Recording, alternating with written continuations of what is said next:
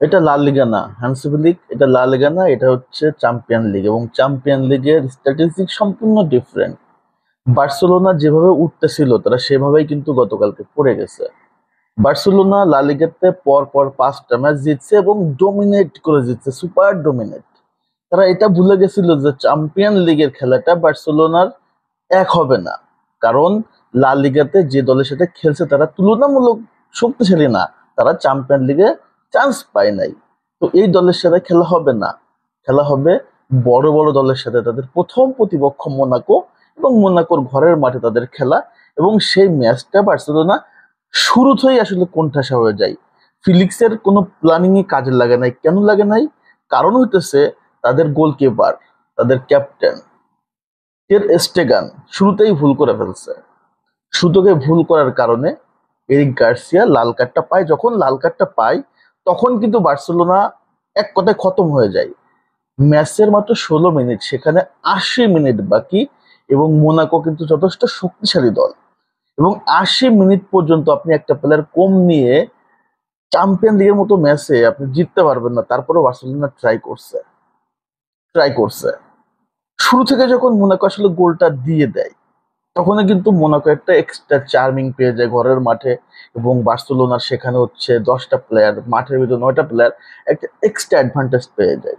বার্সেলোনাকে প্রচুর পরিমাণ আক্রমণ করে। বার্সেলোনার মিডফিল্ড, ডিফেন্স, আক্রমণ বা কোনো জায়গায় কোনো প্ল্যানিং কাজ করতেছিল না, কারণ একটা প্লেয়ার শট দলের জন্য অনেক বেশি পরিমাণ আসলে মানে বিপদ ডেকে আনতে পারে, বিপদ হয়। সেটা কিন্তু গতকালকে হয়েছে।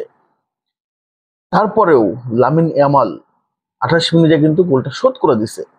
ফার্স্ট হাফ যখন ম্যাচটা আসলে 1-1 সমতা, সেকেন্ড হাফ যখন শুরু হয়েছে তখন মোনাকো আরো ভয়ঙ্কর, আরো বিধ্বংস হয়ে গেছে। এবং বার্সেলোনার এগনেস্টে তারা যে পরিমাণ শট করছে, 18টা শট করছে, সেখানে প্রায় 8টা না 9টা ওয়ান টার্গেট শট। অনেকগুলো সেভ করছে আপনার ইয়া আপনার স্টেগান। তারপরও শেষ রক্ষা হয় নাই। শেষ সময় তারা 2-1 হেরে গেছে মোনাকোর সাথে। এবং একটা গেম যখন আপনি হারেন তখন কিন্তু আপনার দলের একটা মাত্র ব্যক্তি ভুল করে না, ভুল টোটাল টিমটাই করে। কারণ আপনি একটা টিম নিয়ে খেলতেছেন, সেখানে আপনার ডিফেন্স আছে, মিডফিল্ডার আছে, আক্রমণ ভাগ আছে, প্রত্যেকটা ডিপার্টমেন্টের কিন্তু কাজ থাকে। এরিক টেন হ্যাগ ভুল করছে তাই বললে সব ড্রাইভার তার না। সে গোলকিপার, সে গোল খেতেই পারে। তাহলে আপনার মিডফিল্ড, আপনার আক্রমণ ভাগ কি করতেছে তাদের কাজ কি? তো এই জায়গাটায় বার্সেলোনার পরিপূর্ণ কোনো কাজ করে নাই কালকে। লামিন ইয়ামাল ভালো খেলছে শুধুমাত্র। রবার্ট লেভানডস্কি বলেন, রাফিনহা বলেন, রাফিনহা তো অনেক সুযোগই গতকালকে মিস করছে। লা লিগাতে সে দুর্দান্ত খেলছে, বাট গতকালকে চ্যাম্পিয়ন লিগে এসে সে কিন্তু তার যে কাজটা সেটা সে করতে ব্যর্থ, সম্পূর্ণভাবে আসলে ব্যর্থ।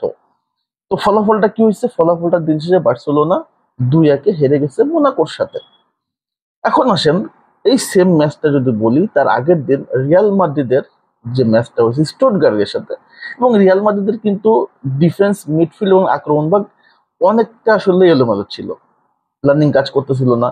তিবো কর্তা যে সেভ গুলো দিছে, মানে এক কথায় এক ম্যাচে যে সেভ গুলো দিছে, আপনার টের সেখানে তারা টোটাল এই লা লিগা সিজনে দিছে কিন্তু সন্দেহ আছে। কর্তা আসলে এমনই। কর্তোয়া কত দলকে যে একাই খেয়ে দিছে। 2018 সালে ব্রাজিলকে একাই খেয়ে দিছিল। এরপর থেকে কর্তোয়াকে আমি চিনি, ভালো করে চিনি।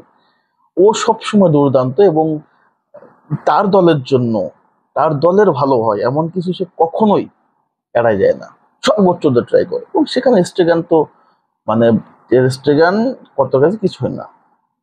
বাট স্টেগান গতকালকে ট্রাই করছে অনেক কিছু করার, বাট ওই যে ভাগ্য সাথে ছিল না, টোটাল প্ল্যানিংটা কাজ করতেছিল না। লা লিগাটাকে মনে করছে চ্যাম্পিয়ন লিগাটাকে মনে করছে লা লিগা। লা লিগাতে 7টা গোল দিছি, 4টা গোল দিছি, সেটাই হবে। কিন্তু না, চ্যাম্পিয়ন লিগে আপনার লা লিগার মতো যে লাস্ট ক্লাসের দল না। এখানে প্রত্যেকটা দল কোয়ালিফায়ার করে আসছে। তো অবশ্যই আপনার এই দলগুলোর সাথে খেলাটা ডিফারেন্ট, এবং সেটা যদি ইয়াওয়ে ম্যাচ হয় তাহলে কিন্তু যে রেজাল্ট হবে গতকালকের মতো। আমি ঢাকা ছিলাম, যার কারণে কিন্তু রিয়াল মাদ্রিদ ম্যাচ নিয়ে কথাবার্তা বলতে পারি নাই, কিন্তু গতকালকে ম্যাচটা সম্পূর্ণ দেখছি। এবং দেখার পর খারাপ লাগছে এটাই যে, যে বার্সেলোনা তো গোছানো ফুটবল খেলতেছিল, হঠাৎ করে কিভাবে আসলে খেয়ে হারাই ফেললো। তো এখনই আসলে বার্সেলোনার উপরে ক্ষেপে যাওয়ার কিছু নাই। একটা ম্যাচ কখনো ম্যাচ আপনার টোটাল টুর্নামেন্টের রেজাল্ট এনে দিতে পারে না। ফার্স্ট ম্যাচ থেকে খারাপ হয়েছে, সেকেন্ড ম্যাচ থেকে ঘুরে দাঁড়াবে বার্সেলোনা, এটা প্রত্যাশা। তবে এই প্রবলেম গুলো সলভ করার জন্য অবশ্যই তাদেরকে বা তাদের কোচকে চিন্তা করতে হবে যে লা লিগা, চ্যাম্পিয়ন লিগ কোনোভাবেই এক না, আর স্টেগান নেক্সটে এই ভুলগুলো করা যাবে না। এটুকু আলোচনা। তো ভালো থাকেন সবাই, ধন্যবাদ।